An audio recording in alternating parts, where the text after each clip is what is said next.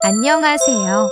오늘 우리 자팍TV는 좀 더 아름답게 살고 싶어하는 본능 때문에 성형대국이 된 대한민국에서 꼭 알아두면 성형 때문에 들어갈 비용도 줄일 수 있고 좀 더 아름답게 살 수 있는 방법에 대해 한번 알아볼까 합니다. 사람은 사회적 동물이라 서로 관계를 맺으려고 하는 본능이 있지요. 하지만 상대를 잘 알아야 친해질 수 있고 서로 의지할 수 있게 되는데 처음 만났을 때 첫인상밖에 없는데요. 이 첫인상이 가까워져야 할지 그러지 말아야 할지를 결정하게 됩니다. 즉, 처음 본 모습으로 판단을 하게 되는데 예쁘거나 잘생기면 그만큼 이득이 된다는 말이 되겠지요. 그래서 대한민국이 성형대국이 된 거고요. 인터넷이 발달하다 보니 어떻게 하면 미용에 좋다라는 내용들이 많이 떠돌아다닙니다. 그걸 믿고 그렇게 생활하다 헛수고를 하는가 하면 자기 몸에 맞지 않는 성분을 이용하다 낭패를 보는 분도 많습니다. 전문적인 지식이 없는 분이라면 도대체 어떤 지식이 정확하고 어떤 말이 틀린지 궁금하실 거예요.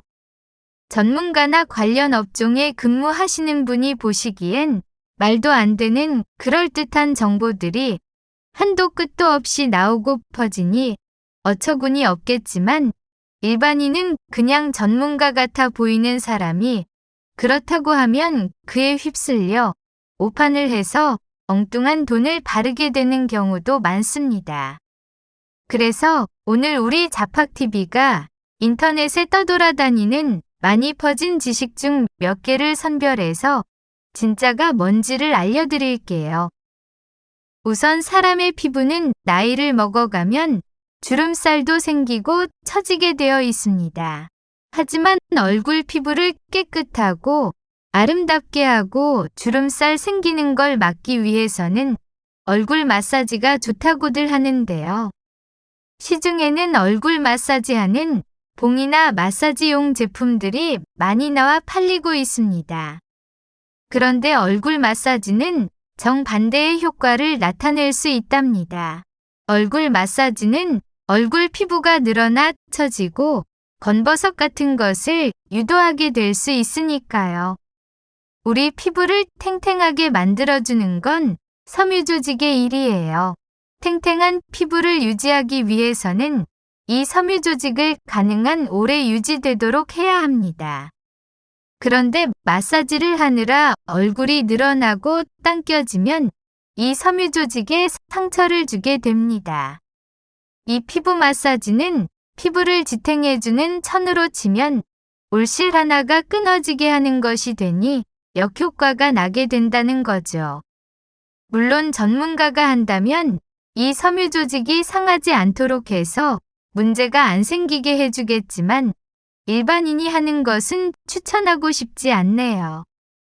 그리고 미용을 위해서는 아침에 기상시와 밤에 잠자기 전에 얼굴을 깨끗하게 빡빡 씻어 청결을 유지해야 된다는 정보가 있는데요.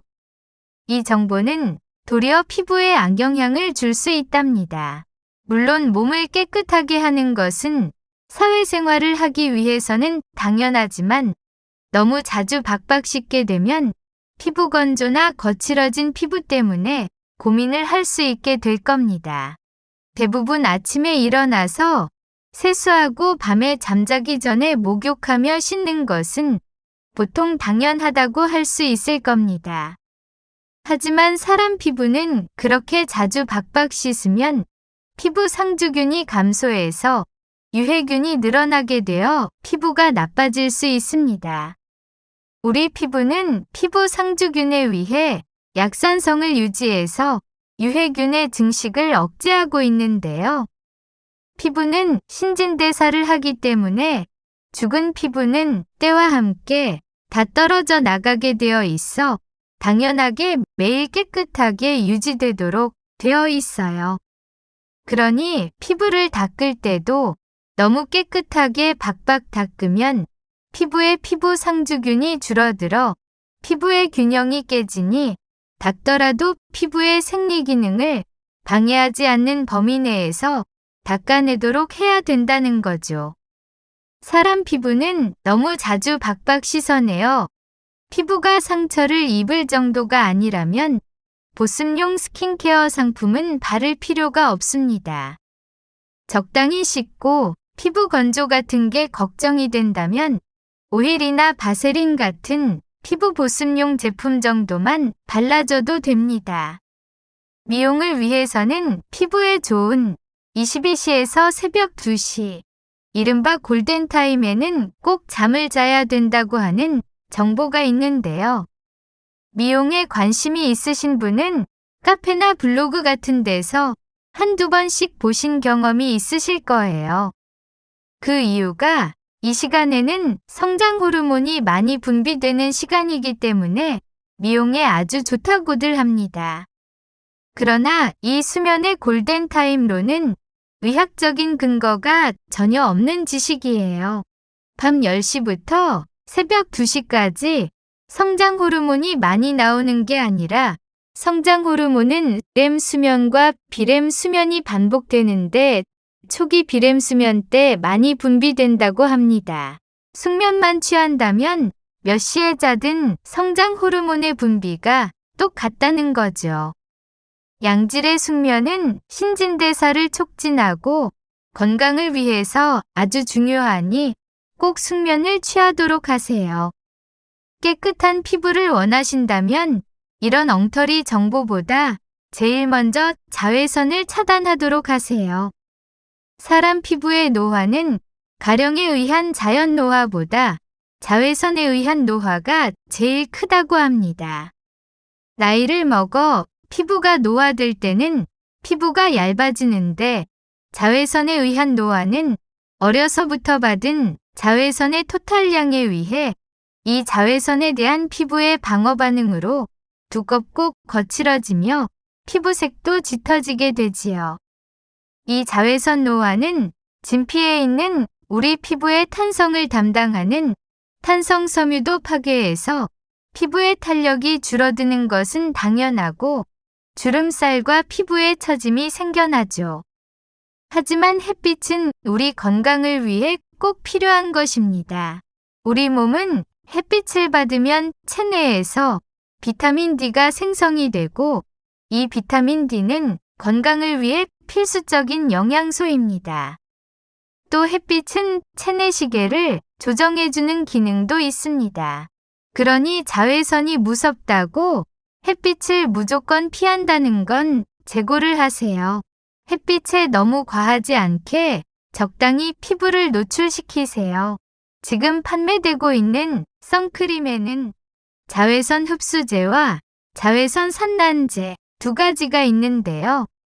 자외선 흡수제는 UVB의 효과가 있고요. 기전은 UVB를 흡수해서 열 에너지로 바꿔 자외선의 영향을 방어해줍니다. 자외선을 흡수해서 화학 반응을 일으키기에 피부가 약한 분은 부작용이 있을 수 있습니다. 한편 자외선 산란제는 산화티탄이나 산화아연으로 UVA, UVB 다 효과가 있어요. 금속 성분이 햇빛을 반사해서 자외선으로부터 피부를 보호하는 거죠. 그리고 선크림을 바르시는 분은 보셨겠지만 선크림에는 SPF와 PA가 써 있을 겁니다.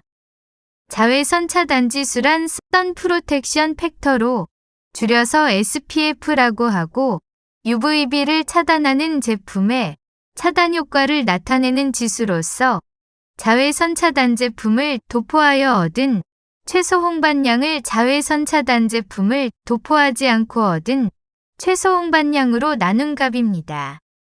일반적으로 이 수치가 높으면 자외선 차단 효과가 크게 차이날 거라고 알려져 있지만 실제로는 그렇지 않습니다. SPF와 자외선의 방어율에 관한 자료를 보면요. SPF 15가 UVB 93.3%를 방어한다고 하고요. SPF 30은 UVB 96.7%, SPF 45는 UVB 97.8%, SPF 50은 UVB 98%로 SPF 15 이상 되면 자외선 방어율은 그렇게 큰 차이가 안 납니다. 게다가 SPF 수치가 높으면 높을수록 자외선 흡수제나 선단제를 많이 쓰기 때문에 피부에 부담이 커지니 생각을 해서 바르세요. 피부를 보호하기 위해서 선크림을 바르는데 그 선크림 때문에 피부 트러블이 생긴다면 이야기가 전혀 달라지잖아요. 그럼 PA는 뭘까요? 이 PA는 자외선 UVA에 대한 방어 효과를 나타냅니다.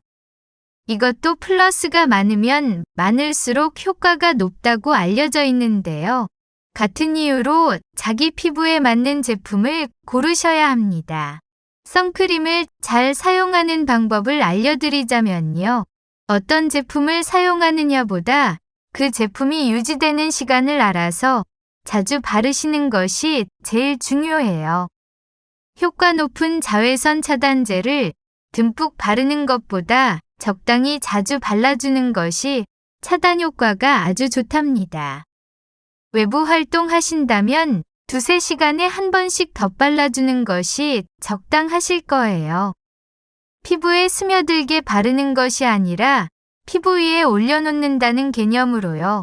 미국 FDA에서는 SPF 15를 외출 15분에서 30분 전에 바르고 2시간에 한 번씩 덧발라주는 것이 좋다고 했습니다. 이렇게 하시면 건강한 피부를 유지하는데 매우 큰 도움이 되실 겁니다. 의외로 모르셨을 잡학이 조금이라도 도움이 되셨다면 잡학TV와 깐미가 힘이 나게 구독 버튼과 종 모양의 알림 버튼을 눌러주세요. 그리고 좋아요는 사랑이에요. 시청자 여러분 사랑해요. 고맙습니다.